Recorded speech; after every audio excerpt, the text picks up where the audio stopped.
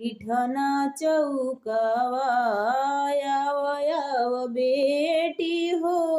बैठना चौकावा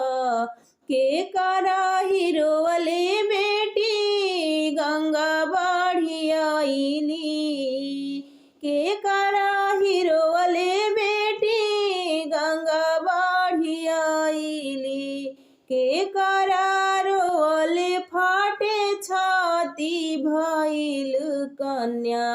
दान के बेरा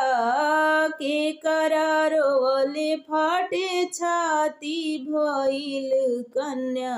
दान के बेरा आव आव बेटी हो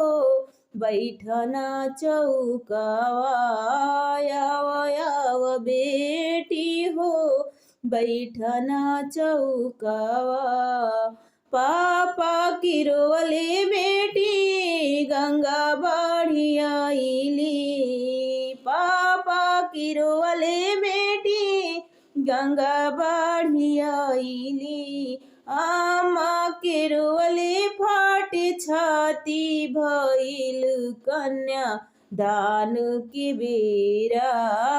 आमा के रोवले फाटे छाती भइल कन्या।